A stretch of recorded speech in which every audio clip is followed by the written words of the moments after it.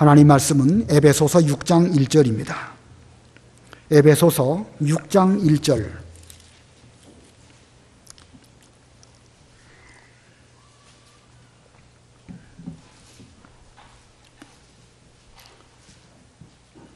에베소서 6장 1절 봉독합니다. 자녀들아, 주 안에서 너희 부모에게 순종하라. 이것이 옳으니라. 내 아버지와 어머니를 공경하라. 이것은 약속이 있는 첫 계명이니 이로써 내가 잘되고 땅에서 장수하리라. 또 아비들아, 너희 자녀를 노엽게 하지 말고 오직 주의 교훈과 훈계로 양육하라. 종들아, 두려워하고 떨며 성실한 마음으로 육체의 상전에게 순종하기를 그리스도께 하듯 하라. 눈가림만 하여 사람을 기쁘게 하는 자처럼 하지 말고 그리스도의 종들처럼 마음으로 하나님의 뜻을 행하고 기쁜 마음으로 섬기기를 주께 하듯 하고 사람들에게 하듯 하지 말라. 이는 각 사람이 무슨 선을 행하든지 종이나 자유인이나 주께로부터 그대로 받을 줄을 알미라. 상전들아, 너희도 그들에게 이와 같이 하고 위협을 그치라. 이는 그들과 너희의 상전이 하늘에 계시고 그에게는 사람을 외모로 취하는 일이 없는 줄 너희가 알미라. 거기까지 봉독합니다. 지난주 오예배 시간에 공과 공부를 못했기 때문에 이 시간 공과 공부합니다. 오늘 본문의 내용은 이 자녀의 의무, 또 부모의 의무, 또 종의 의무, 상전의 의무, 이렇게 말하고 있습니다. 부모 자식 간의 의무가 무엇이고 아랫사람과 윗사람에 관한 의무가 무엇인지를 말씀하고 있는데, 이것을 통합해서 이 사회생활로 볼 때에 사회에서 성도의 의무가 무엇인가 라는 말씀입니다. 그래서 오늘 제목은 사회에 대한 성도의 의무라고 제목을 정했습니다. 사회에 대한 성도의 의무. 이 에베소서는 교회에 관한 말씀이고 교회론입니다. 전반부에서는 교회의 원리를 교리적으로 설명한 말씀이기 때문에 전반부는 교리편이라고 하면, 이 후반부는 이 교리에 맞도록 삶과 생활 속에서 실천하는 실천편의 말씀입니다. 특별히 이 5장, 6장은 교회의 일원인 성도가 이 교회 생활을 실제로 삶 속에서 어떻게 해야 될 것이냐 하는 면을 말씀하는 가운데 5장 1절로 20절에서는 성도로서 그리스도께 대하여 어떤 의무를 지켜야 될 것이냐라는 것을 말씀하였고, 5장 뒷부분 21절부터 여기 성도의 의무로서 일반적인 생활 가운데에서 이제 아내와 남편으로서, 부모와 자식으로서, 종과 상전으로서 이렇게 일반적인 생활 속에서의 지켜야 할 의무가 무엇인가라는 것을 실천적으로 말씀하고 있습니다. 자, 그런데요, 이 5장 21절부터 그 뒷부분 쭉 다 이 사회생활에 대한 의무를 말씀하는 가운데에서 서로가 서로에게 의무를 다하되 그리스도를 경외하는 태도로 그 의무를 다할 것을 말씀하였습니다. 그래서 전체의 한 가지 요절을 말하라고 하면 5장 21절입니다. 5장 21절이 우리 성도가 이 사회와 가정과 모든 면에 있어서 어떻게 의무를 다해야 할 것인가 라는 것을 5장 21절에서 말씀하고 있습니다. 5장 21절 다 같이 합독하겠습니다. 시작. 그리스도를 경외함으로 피차 복종하라. 다시 한번 시작. 그리스도를 경외함으로 피차 복종하라. 자, 우리가 모든 생활을 할 때에 가장 최우선적으로 그리스도께 복종하는, 그리스도를 경외하는 그런 마음가짐으로 피차 복종하라는 것입니다. 피차. 남편과 아내, 부모와 자식, 종과 상전, 이런 가운데서 피차 복종하는데 그리스도를 경외하는 그런 마음가짐으로 피차 복종하라는 것입니다. 자, 여기 5장 21절을 그리스도를 경외함으로 여러 가지 일들을 하고, 두 번째로는 피차 복종하라. 이 두 가지입니다. 두 가지 원리가 이 시간 우리의 머릿속에 잘 집어넣어야 할 것입니다. 그리스도를 경외함으로 할 것, 두 번째로는 피차 복종할 것. 첫 번째는 그리스도를 경외함으로, 두 번째는 피차 복종하라. 자, 무슨 일을 하든지 어떤 생활을 하든지 그리스도를 경외하는 정신으로 한다고 하면 거칠 것이 없습니다. 이게 가장 삶의 대원칙입니다. 물이 흘러가지요. 물은 위에서부터 낮은 데로 흘러가고 상당히 유연한 것이 그 물입니다. 물이 흘러가는데 그 앞에 여러 가지 장애물이 있지만 그 물은 물대로 어떤 데 고요할 때는 고이고 또 점점 쌓아져야 할 때는 점점 그 물이 넘쳐나게 되다가 이제 그 장애물을 타고 넘친다든지 우회해서 지나간다든지 이 물은 그 대원칙을 따라서 흘러내려가기 때문에 그 뭐 어떤 장애물이 있더라도 그것을 잘 극복하고 흘러 가장 낮은 곳으로 내려가서 마침내 바다로 들어가게 되는 것입니다. 이와 같은 이 원리를 따라서 우리 성도들도 그리스도를 경외하는 원칙을 따라서 사회생활을 한다고 하면 우리 앞에 어떤 장애물이 있다 할지라도 거칠 것이 없습니다. 항상 낮아지고 겸손하고 장애물이 있다고 하면 머무를 때는 머무르는 것을 잘 배우고 기다릴 때는 기다리는 것을 배우고 때에 따라서는 우회하는 것을 또 배우고 시간이 지나가면서 점점 그 어떤 그 실력이 쌓아지게 되면 그 장애물을 타고 넘어가지고 앞으로 넘어가게 될 수 있는 것이고 이렇게 우리도 그리스도를 경외하는 대원칙을 가지고 사회생활을 한다고 하면 우리 앞에 반대하는 사람이 있든지 찬성하는 사람이 있든지 문제될 것이 없습니다. 만약에 반대하는 사람이 있다. 역시 그리스도를 경외하는 마음으로 인내하고 그 사람을 사랑하고 잘 기다리고 또 우리를 잘 도와주는 사람이 있다. 역시 또 그리스도 안에서 서로 협력한다고 하면 문제될 것이 없고 그리고 결국은 우리는 모든 하나님의 뜻을 잘 이루어드리게 될 것입니다. 그러므로 대원칙 가운데 첫 번째는 그리스도를 경외함으로, 둘째는 피차 복종하는 것입니다. 피차라는 게 무엇이죠? 피라는 말은 상대방이라는 말이고 차라는 말은 이쪽 나 자신이라는 것입니다. 피는 저쪽이고 차는 이쪽입니다. 자, 우리가 이렇게 피차 간에 서로 도리를 다하면서 대원칙인 그리스도를 경외하는 가운데서 상대방에 대해서도 잘 복종하고 나 자신도 잘 돌아보는 이런 가운데 있다고 하면 거칠 것이 없고 문제될 것이 없는 것입니다. 아내와 남편, 부모와 자식, 윗사람과 아랫사람 이런 가운데서도 뭐 상대방에 대해서만 말할 것이 아니라 상대방에 대한 도리를 잘 하도록 기다리는 가운데 내가 먼저 나 자신 해야 할 일들을 잘 한다고 하면 그 모든 일은 잘 됩니다. 근데 인간 사회가요, 상대방의 어떤 잘못이나 문제점은 크게 보이는데 내 문제는 슬쩍 넘어간다든지 내 문제는 도무지 내가 바라보지 못하기 때문에 문제가 되는 것입니다. 그렇기 때문에 우리는 이 피차 복종한다는 이 말씀에 있어서 우리는 유념해서 봐야 됩니다. 오늘날 우리의 현실 가운데에서 뒤에 가면 또 설명을 드리긴 하겠지만 우리가 그 아내와 남편을 말할 때에도 아내가 해야 될 것만 강조하고 남편에 대한 도리를 하지 않으니까 여러 가지 문제가 생기는 것입니다. 죄송하지만요, 부모 자식 간의 문제를 말할 때에도요, 부모된 저나 우리 어른들 입장에서 자식에 대한 것만 말하면서 부모가 해야 될 도리에 대해서는 우리는 또 그냥 슬쩍 넘어가 버리는 가운데 있기 때문에 여러 가지 문제가 되기도 하고, 아랫사람으로 잘 순종할 것을 말하면서 윗사람으로 해야 될 것을 또 말하지 않기 때문에 복잡한 일들이 생겨나게 되는 것입니다. 우리 인간 사회는 모든 일이 다 상대적입니다. 그럼에도 불구하고 자기는 자기 의무를 다하지 아니하면서 상대방에게만 똑바로 하라고 말하니까 여러 복잡한 일들이 세상에 이제 들어오게 되고 원만하게 돌아가지 않고 삐그덕 하는 시끄러운 소리들이 나는 것입니다. 자, 자기 의무는 제대로 하려고 하지 않으면서 상대방에 대해서만 의무를 다하라고 강조하는 것입니다.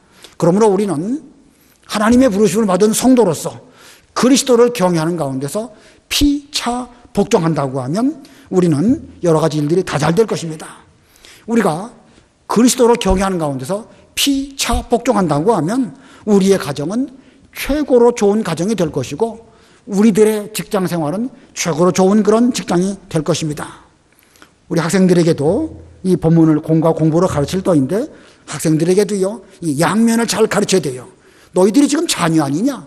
자녀로서 해야 될 도리를 다하고 또한 너희들이 크면 어른이 되고 부모가 될 터인데 그 부모가 됐을 때에 어떤 시각으로 자녀들을 길러야 할 것인가, 그런 시각을 지금부터 좀 갖는다고 하면 지금 이 시점에서도 부모가 뭘 원할까, 부모가 바라는 것이 무엇일까, 하나님께 기뻐하시는 것이 무엇일까, 그런 그 생각을 한다고 하면은요, 그들은요, 이 부모의 입장이 이해가 안 되겠지만 그걸 잘 가르친다고 하면 그들은 깨닫게 될 것입니다. 그리고 그렇게 잘 배운 학생들이 나중에 직장에 들어가면 아랫사람에 대한 도리도 잘하게 될 것이고, 자기들이 윗사람이 되거나 사장이 되었을 때에도 아랫사람들의 심정은 이런 것이구나 이해하면서 피차복종하게 되는 이런 관계가 될 때에 우리 자녀들도 정말 원만한 사회생활을 잘하고 훌륭한 사람이 될 것입니다. 자, 오늘 여기 4가지, 이 뭐 짧은 본문이지만 내용이 지나치게 많습니다. 지나치다라는 말이 좀 이상하네요. 아무튼 내용이 많습니다. 4가지 대지인데 자녀에 대한 의무, 부모의 의무, 종의 의무, 상전의 의무, 이 4가지인데 그 가운데 첫 번째로 자녀의 의무입니다. 자녀의 의무. 세상의 모든 종교는 다 효도를 강조하지요. 그러나 모든 종교가 다 효도를 강조하지만 그 기준이 다릅니다. 우리 대한민국은 유교에 관한 영향을 많이 받고 있는데 유교의 효의 기준은 사람에게 있지만 우리 기독교의 효의 기준은요, 하나님께 있습니다. 그래서 우리는 하나님을 바로 섬기기 위해서 부모에 대한 효도를 하는 것입니다. 겉으로 보기에는 유교의 효도나 기독교의 효도나 겉으로 보기엔 다 같아 보이지만 그 본질에 있어서는 천양지 차이입니다. 사람 기준으로 하는 것은 뭐 인간 세계에서 그저 뭐 부모에 효도하는 것이지만 하나님 보시기에 하나님 앞에서 효도를 하는 것은 차원이 전혀 다른 것입니다. 하늘과 땅만큼의 차이가 있는 거예요. 유교에서는 부모가 나를 낳으시고 길러주시고 우리에게 육신의 생명을 주신 분이다. 인간으로서 최고로 존경하는 효도, 그것이 유교에서 말하는 효도입니다. 그러나 기독교는 그렇지 않죠. 우리 기독교는 부모는 곧 하나님을 대신해서 우리에게 생명을 주신 분입니다. 그러므로 부모님 위에는 하나님이 계시다. 그리고 우리는 부모님을 효도할 때에 하나님을 먼저 생각하는 마음으로 부모에게 대해서 효도를 가르치고 강조하는 것입니다. 그래서 때때로 우리 부모에게도 허물이 있죠. 그러나 자녀 입장에서 부모에게 좀 허물이 있다 할지라도 그 하나님을 섬기기 위해서 본다고 하면 부모에게 있는 어떤 허물도 그 문제가 되지 않습니다. 부모님도 한 인간으로 부족할 수밖에 없구나. 그러나 하나님 앞에서 나는 내 본분을 다해야지. 이런 마음가짐으로 부모가 좀 부족하더라도 잘 섬기고 봉양하고 이렇게 효도한다고 하면 그 부모의 차원을 넘어서 하나님 앞에 합당한 그런 효도를 할 수가 있는 것입니다. 그러므로 이 기독교는 부모님을 기쁘시게 드리지만 궁극적으로 최고의 가치로 하나님의 명령을 순종하는 그런 차원으로 효도를 하게 되는 것입니다. 그래서 하나님을 생각하게 되므로 현실 속에서 이 부딪히는 일들을 믿음으로 극복하고 신앙으로 극복하기 때문에 이 신앙적인 차원으로 효도를 하게 되므로 인간적인 여러 가지 허물이나 어떤 한계, 그걸 넘어서 얼마든지 높은 차원으로 효도할 수 있게 되는 것입니다. 자, 그래서 순종하기 힘든 부모에 대해서도 우리는 효도 도리를 다할 수 있게 되는 것입니다. 자, 그러면 이 기독교의 부모에 대한 자녀의 의무는 무엇일까? 유명한 본문의 말씀 1절로 3절 우리 다 같이 합독하겠습니다. 1절로 3절 시작. 자녀들아, 주 안에서 너희 부모에게 순종하라. 이것이 옳으니라. 내 아버지와 어머니를 공경하라. 이것은 약속이 있는 첫 계명이니 이로써 내가 잘되고 땅에서 장수하리라. 자, 여기 한 절 한 절 아주 중요한데 이미 여러분들은 충분히 아실 것으로 여겨서 간단하게 2가지를 말씀드린다고 하면 첫 번째는 주 안에서 순종, 두 번째는 무조건 공경입니다. 주 안에서 순종하고 무조건 공경할 것. 주 안에서 순종할 것, 그리고 무조건 공경할 것. 이 순종과 공경, 그 단어의 개념 차이가 뭔지 잘 아실 수 있죠? 순종이라는 것은 밖으로 드러나는 행동면을 의미하는 것입니다. 겉으로 드러나는 행동면으로 볼 때에는 주 안에서 순종하라는 것입니다. 그러나 공경, 곧 마음가짐을 말하는 것인데 마음가짐에 있어서는 무조건 공경하라는 거예요. 자, 우리가 부모님에게 대하여 무엇을 해드릴 때에 그것이 주 안에서 합당한가? 부모님을 위한 것이 곧 하나님을 기쁘시게 하는 것일까? 생각을 해보고 그것이 주 안에서 합당하고 하나님을 기쁘시게 드리는 그 대원칙에 맞는다라고 한다고 하면 주 안에서 순종해야 됩니다. 주 안에서 순종하라 하는 조건에 맞는다고 하면 그때는요, 하나님의 명령인 줄 알고 하나님 앞에서 순종해야 되는 것입니다. 물론 그것이 좁은 1차적으로는 부모님을 기쁘시게 드리는 것이지만 궁극적으로는 하나님을 기쁘시게 드리는 것이고 높은 차원으로 볼 때에 그게 진정으로 부모님을 위한 것입니다. 때에 따라서는 부모님이 그 성경에 맞지 않도록 주 안에 있지 아니한 다른 것을 요청할 수도 있지만 그걸 순종하면 하나님 원치 않으십니다. 1차적으로 볼 때 부모가 노할 수 있지만 궁극적으로 볼 때는 그것이 진정으로 부모를 위한 것이고 또 하나님을 기쁘시게 드리는 것입니다.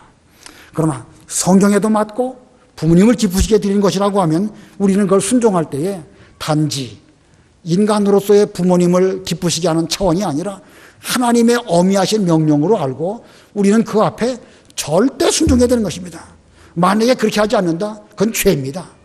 부모에게 효도하지 않았다, 형편 여쭤서서 못했다, 주 안에서 마땅히 해야 될 것인데도 불구하고 안 했다, 그건 하나님 앞에 죄입니다.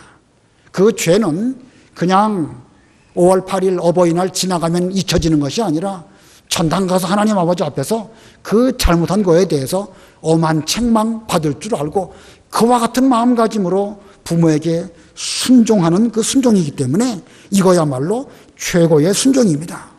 자, 순종은 이렇게 주 안에서 순종할 것이고 공경은 또 어떻게 해야 된다고요? 무조건, 공경은 무조건입니다. 무조건이라는 말의 뜻은 주 안에서 하지 않아도 된다 그런 뜻이 아니죠. 예, 부모님을 공경하는 마음가짐은 성경 원리에 이미 합치하고 하나님의 창조의 원리에 맞기 때문에 공경하는 마음가짐은 부모가 좀 부족하고 부모가 좀 여러 가지로 문제가 있고 그렇다 할지라도 무조건 공경해야 되는 것입니다.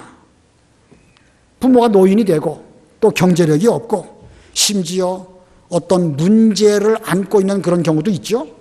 그때도요, 무조건 공경해야 됩니다. 제가 너무 지나치게 말하는 것인지 잘 모르겠지만 그 연세 많으신 분들 가운데 치매 걸린 그런 부모님들 계시죠?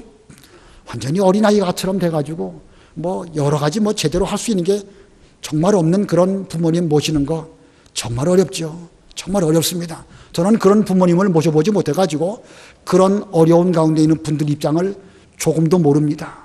그러나 제3자인 제가 볼 때에 어떤 경우에 그런 부모에게 대해서 좀 말을 부모님에 대해서 올바른 말로 하지 않고 좀 하대 비슷하게 말하는 그런 경우를 제가 보면서 별로 덕스럽지 못하다 느낍니다. 엄마 이거 해. 평상시에는 안 그랬는데 부모가 치매가 걸리니까 그냥 말을 좀 막 하는 걸 보면서 바람직하지 않다 느꼈습니다. 제가 이렇게 가르칠 수 있는 기회에 제 입장에서 제 깨달음을 말씀을 드리는 것입니다. 제 말이 그렇구나 라고 여겨지신다고 하면 우리도 마음에 잘 담아두었다가 부모가 혹시 부족하고 비정상적인 행동을 하는 그런 가운데 있다 할지라도 성경의 대원칙은 무조건 공경이니까 우리는 부모가 좀 부족하더라도요 무조건 공경해야 됩니다. 왜 무조건 공경해야 될까? 부모님은 우리를 사랑할 때 무조건 사랑합니까? 조건부로 사랑하십니까?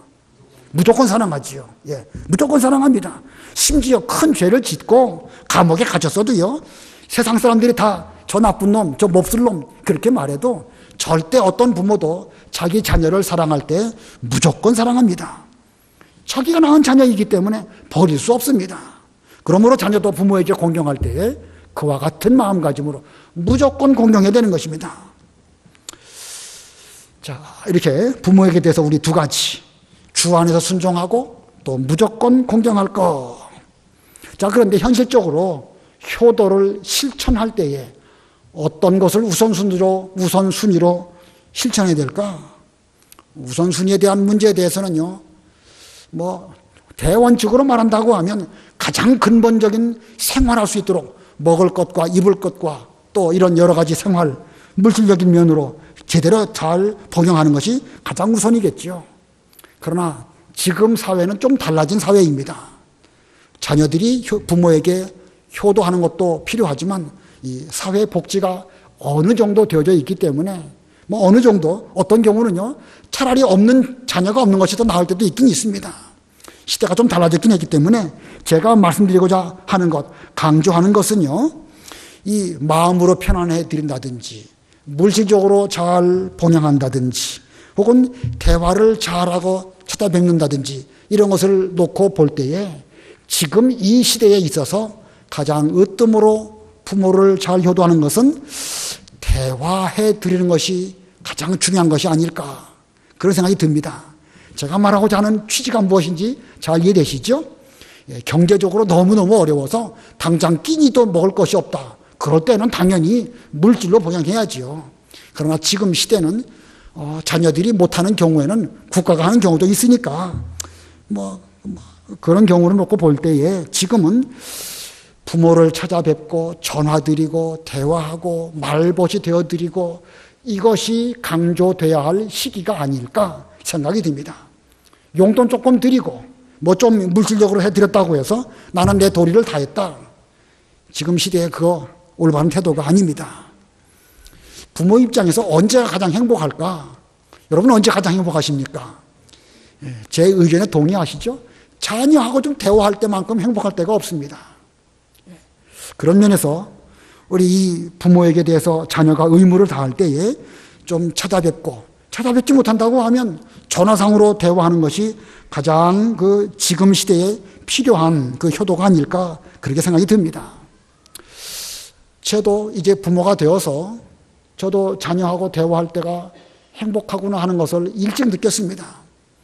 저희 큰아이가 한 5, 6살쯤 되었을 때에 밤 늦은 시간까지 대화를 하면서 저도 지금 제 인생을 생각해 볼 때는 그때가 가장 행복했구나 하는 게 느껴집니다. 뭔가 자녀하고 대화가 통하는구나. 내가 뭘 말하면 알아듣고 또 자녀는 나에게 대해서 뭐를 또 말할 수 있고 이렇게 대화가 되는구나 하고 느껴질 때에 그때가 제 일생 가운데서 가장 행복한 때가 아니었는가 생각이 듭니다.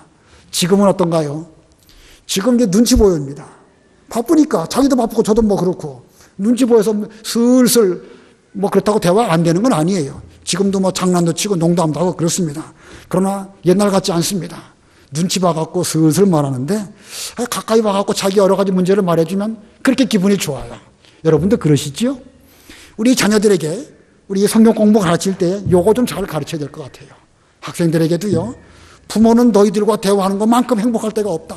그러니까 너희들이 어려운 문제가 있을 때에도 부모에게 솔직하게 털어놓고 부모가 너희들을 무조건 사랑하는 것처럼 너희들은 무조건 공경하고 그리고 어떤 문제든지 가갖고 대화를 나누면 그때만큼 부모가 행복하게 할 때가 없다. 그러니까 무조건 공경하는 가운데에서 좀 부모님에게 털어놓고 말하고 지금뿐만 아니라 나중에 어른이 되어서도 그때만큼 부모가 행복할 때가 없으니까 그렇게 좀 해라. 좀 잘 가르치시면 좋겠습니다. 두 번째 의무, 부모의 의무입니다. 우리 부모도 의무가 있어요. 자녀들은 자녀들 나름대로 의무가 있지만 부모는 또 부모대로 의무가 있는 것입니다.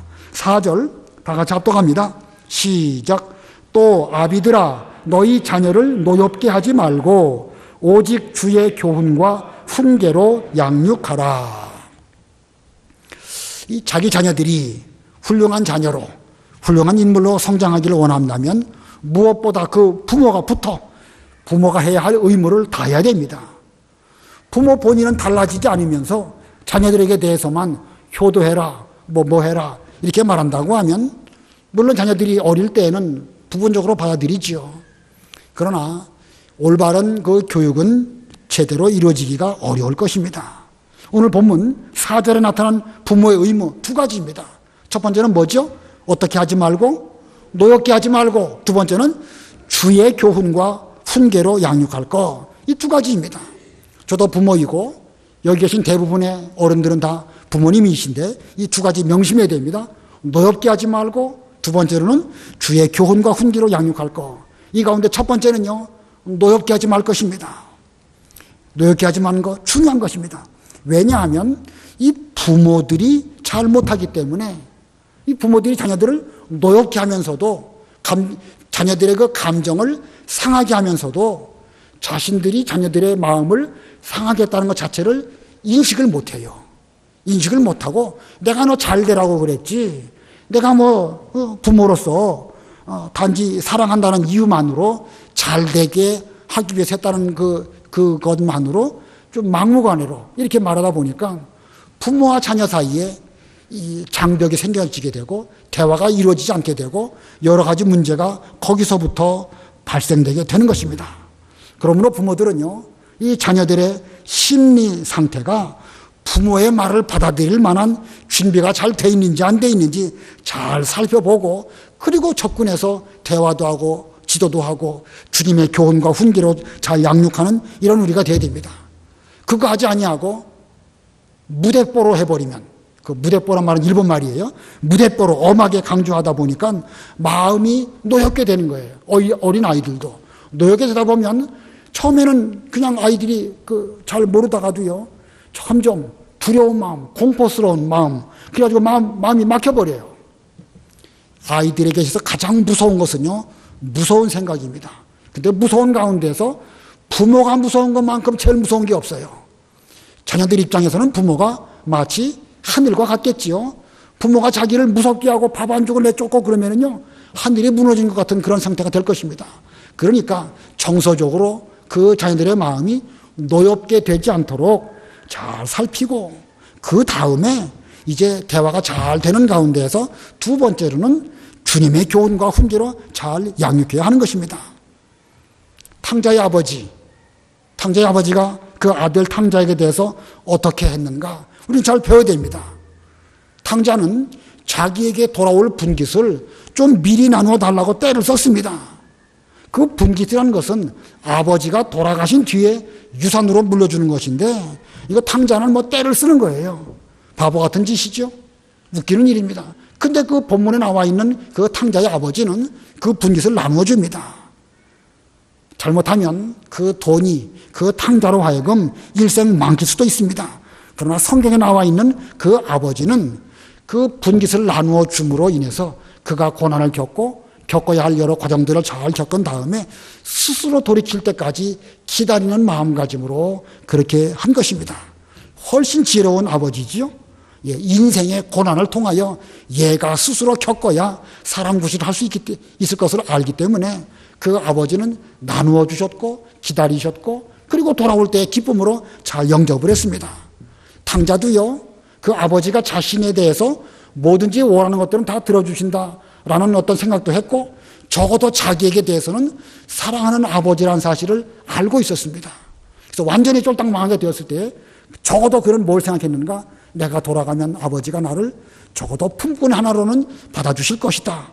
그런 믿음의 확신이 있었기 때문에 그 탕자는 돌아오게 되었던 것입니다.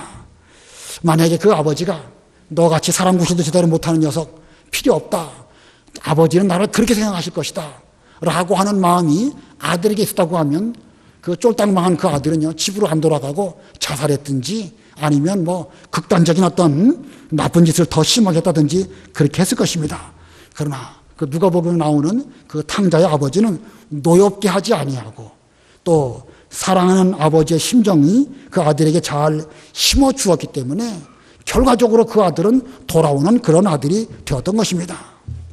자, 노엽게 하지 않은 다음에는 주님의 교훈과 훈계로 잘 양육해야 됩니다. 부모의 교훈과 훈계가 아니라 주님의 교훈과 훈계로 양육해야 됩니다. 다니엘이 바벨론으로 포로 잡혀갔습니다. 그 부모는 죽었는지 생사를 알 수 없는 그런 가운데 다니엘 홀로 바벨론으로 포로 잡혀가게 되었습니다. 그러나 그가 일찍이 어렸을 때에 그 부모를 통해 가지고 주님의 교훈과 훈계로 잘 양육받았기 때문에 내가 하나님 아버지 앞에서 내 자신의 몸을 더럽히지 아니하여야 이게 성공의 길이고 하나님을 기뻐하시게 할 수 있는 것으로 깨닫기 때문에 그는 하나님 아버지 앞에서 자신의 몸을 더럽히지 않으려고 굳게 결심을 했습니다. 그랬더니 하나님께서 그의 앞길을 친히 인도해 주셨죠. 자, 이런 거 볼 때에 부모와 자식 사이에도요, 뭐가 중요하냐? 역시 대화가 중요합니다. 그러니까 우리 부모님들도 자녀들이 찾아와가지고 대화하고 잘 여러 가지 어려운 말, 뭐 어려운 말이든지 좋은 말이든지 무조건 와서 말해주는 거 원하지 않습니까? 자녀들도요, 마찬가지예요. 대화가 잘 된다고 하면은 이런 주님의 교훈과 훈계로 양육할 수 있게 되는 것입니다. 자, 아무튼 이 부모 자식 간의 의사소통, 대화, 그만큼 중요한 것입니다. 그러므로 그리스도를 경외함으로 피차 복종하라 라는 말처럼 부모는 부모대로, 자녀는 자녀대로 그리스도를 경외하는 대원칙 하에서 우리는 피차 복종하기 위해요. 하나님께 복종하기 위해서 서로의 의무를 다하게 될 때에 부모는 부모대로 행복하게 될 수 있는 것이고 자녀는 자녀대로 또한 하나님께 대한 도리를 다하게 되고 자신들의 일도 잘 되게 될 것입니다. 그 다음에 세 번째 의무, 종의 의무입니다. 종의 의무는 곧 오늘날 아랫사람, 직원, 여기에 해당되는 것입니다. 본문 5절로 8절 읽어보세요. 5절 종들아 두려워하고 떨며 성실한 마음으로 육체의 상전에게 순종하기를 그리스도께 하듯 하라. 눈가림만 하여 사람을 기쁘게 하는 자처럼 하지 말고 그리스도의 종들처럼 마음으로 하나님의 뜻을 행하고 기쁜 마음으로 섬기기를 주께 하듯 하고 사람들에게 하듯 하지 말라. 이는 각 사람이 무슨 선을 행하든지 종이나 자유인이나 주께로부터 그대로 받은 줄을 알미라. 예, 본문에도 한 구절 한 구절이 다 중요한데 여기서 두 가지를 지금 두 가지 소지만으로도 상당히 많습니다. 학생들이 가르치기가 두 가지로 여기서 말한다, 요약한다고 하면 성실함으로 순종할 것 첫 번째고, 두 번째는요 기쁜 마음으로 죽게 하듯 섬기라는 것입니다. 첫 번째는 성실이고 두 번째는 죽게 하듯 하라는 거예요. 아랫사람으로서 윗사람에게 어떤 도리를 할 때에 성실하게 하고 그리고 주님께 하듯 하라는 것입니다. 그리스도를 경외하는 마음으로 피차 복종하는데 아랫사람이 윗사람에게 의무를 다할 때에 그때에 기쁜 마음으로 하되 죽게 하듯 하라. 예수 믿는 성도들은 예수님을 믿는 사람으로서 향기를 잘 나타내야 됩니다. 그러기 위해서는 윗사람을 대할 때에 그리스도께 하듯 해야 됩니다. 자, 상전, 윗사람, 그리스도 아니에요. 상전은 어디까지나 상전이고 또 윗사람 가운데서도 믿지 않은 사람, 하나님을 모르는 사람 그럴 수 있죠. 그러나 우리가 성도라고 하면 우리는 윗사람에게 상전에게 순종할 때에 그리스도 앞에서 하듯 그런 마음가짐으로 두려워하며 떨며 성실한 마음으로 하라고 본문이 말씀하고 있습니다. 요즘 시대에 무슨 윗사람이 우리를 어떻게 하는 것도 아니니까 두려워하며 떨며 사람이 무서운 건 아니죠. 사람이 무서운 건 아니지만 우리를 보고 계시는 주님을 생각할 때에는 우리는 두려워하며 떨며 주님께 하듯 성실함으로 하지 않을 수 없는 것입니다. 자, 그렇게 일할 때에 윗사람 눈에 들도록 하기 위해서 하는 것이 아니라 주님이 나를 보시고 과연 기뻐하실까? 주님이 나를 보시고 너 성실한 사람이구나. 너는 그리스도 향기를 잘 나타내는 그런 사람이구나. 주님이 기뻐하실까? 이렇게만 일한다고 하면은요, 세상에서도 그런 사람 없어서 못 쓰지. 반드시 그런 사람은 어디 가서 뭘 하든지 잘 존귀한 사람이 되고 필요한 사람이 될 것입니다. 반드시 이런 사람 환영받습니다. 앞으로 점점 취업하기 어려워지고 쉽지 않은 그런 시대이지만 우리 예수 믿는 사람이 한 번 어느 회사에 들어가서 일을 하게 될 때에 이와 같이 일함으로 인해서 과연 예수 믿는 사람 한번 써보니까 좋구나 이런 소문이 나야 됩니다. 그 다음에 네 번째 대지 상전의 의무입니다. 상전의 의무는 오늘날로 말하면 윗사람으로서의 의무입니다. 본문 9절 읽어보세요. 9절 상전들아 너희도 그들에게 이와 같이 하고 위협을 그치라. 이는 그들과 너희의 상전이 하늘에 계시고 그에게는 사람을 외모로 취하는 일이 없는 줄 너희가 알미라. 예, 여기 상전에 대한 의무도 두 가지 말하고 있습니다. 위협하지 말라는 거예요. 위협을 그치고 그리고 하늘에 계신 하나님을 기억하라는 거예요. 네가 상전으로 지금 윗사람으로 있지만 네 위에는 하나님이 계시고 너에게 그런 권세를 주시고 능력을 주신 분은 하나님이시라는 사실을 명심하면서 아랫사람을 대할 때에 그냥 겁주듯이 위협하듯이 이렇게 하지 말고 내 위에는 하나님이 계시구나. 이런 마음가짐으로 윗사람 역할을 잘 하라는 것입니다. 너희도 본문에 보면 상전들아 너희도 그들에게 이와 같이 하고 너희도 그들에게 이와 같이 하고 여기서 말하는 그들은 누구겠지요? 아랫사람입니다. 아랫사람. 윗사람들도 아랫사람들이 너희들에게 대해서 성실함으로 하고 또 하나님께 하듯 이렇게 하는 것처럼 너희도 그와 같이 하고 그런 가운데에서 위협을 그치고 하늘에 계신 그 주님을 하나님을 기억해라. 자, 이와 같이 아랫사람이나 윗사람이나 한 가지를 본문이 말하고 있습니다. 한 가지가 뭘까? 죽게 하듯 하라는 것입니다. 부모나 자식이나 윗사람이나 아랫사람이나 죽게 하듯 그리스도를 경배하듯 그리스도를 경외하듯이 그와 같은 마음가짐으로 하라는 것이죠. 아랫사람이라고 해서 인권 무시하고 노동 착취하는 그런 윗사람 합당하지 않습니다. 윗사람이 아랫사람에게 대하여 죽게 하듯 그 여러 가지 일들을 잘하게 되면 아랫사람 또 역시 윗사람에게 대할 때에 죽게 하듯 성실하게 할 것입니다. 이와 같이 상대적인 것이고 상대방을 잘 생각해야 되는 것입니다. 세상과 사회가 점점 강팍해져가는 이런 쪽으로 나아가게 되는데 그럴수록 우리는 이 교회의 일원으로서 성도입니다. 성도로서 우리가 부모와 자식 또는 윗사람과 아랫사람 이 모든 생활을 할 때에 우리는 죽게 하듯 하는 마음가짐으로 이 일을 잘한다고 하면 우리의 가정은 가장 좋은 그런 가정이 될 것이고 부모로서 최고의 존경받는 부모가 될 것이고 자녀라고 하면 정말로 사랑받는 그런 자녀가 될 것입니다. 그런 아랫사람, 그런 윗사람 다 존경받고 그런 직장에는요 무슨 파업, 무슨 데모하는 일, 해고하는 일 그런 거 없을 것입니다. 이 시간 가장 우리가 명심할 것은 그리스도를 경외함으로 피차 복종하라. 이 대원칙 가운데에서 아내와 남편, 부모와 자식, 윗사람과 아랫사람에 대한 도리를 주셨다는 사실을 명심하면서 우리는 모든 일을 할 때에 그리스도를 경외하듯이 피차간에 상대방에게 대한 의무를 말하기 전에 내 자신이 먼저 똑바로 하고 그러면서 상대방에 대해서는 주님의 교훈과 훈계로 잘 양육하고 또 주님을 기쁘시게 하는 그런 마음으로 상대방을 또 잘 대접하고 그렇게 해서 내가 상대방을 잘 대접함으로 우리도 그와 같은 대접을 받는 그런 가정과 직장이 되어야 되겠습니다. 기도하겠습니다.